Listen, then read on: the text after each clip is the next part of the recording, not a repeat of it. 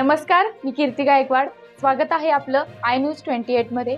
चला तर मग जाणून घेऊयात महाराष्ट्रातल्या ताज्या घडामोडी. जिल्हा अकोला आमरण उपोषण सुनील भाऊ खंडारे द्वारा आमरण अनशनची घोषणा. मूर्तिजापूर मातंग समाजाच्या वतीने सुनील भाऊ खंडारे यांचे आमरण अनशन नगर परिषद स्थल मूर्तिजापूर या ठिकाणी सुरू केला.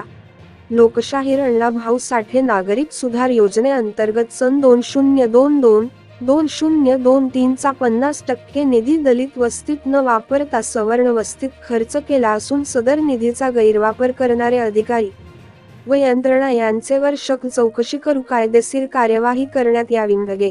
दलित वस्तीला पिण्याचे पाणी व्यवस्था करून देणे, मातंग स्मशानभूमीचे वाल कंपाऊंड व सौंदर्यीकरण कार्य करावं. शासन घरकुल निवासी जागेवर घरकुल देण्यात यावे.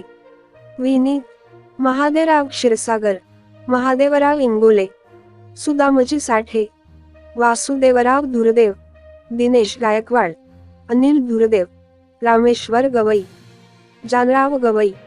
समाजसेवक श्री कैलाश महाजन सर, माजी नगरसेवक, वार्ड मेंबर श्री द्वारका दुबेजी, जागतिक मानव अधिकार सुरक्षा फेडरेशन दिल्ली भारतचे पदाधिकारी श्री आरजे धनगावकर, विदर्भ विभागीय सचिव, तालुका अध्यक्ष हरीश कुमार आणि महिला मंडल अध्यक्ष उपस्थित होत्या.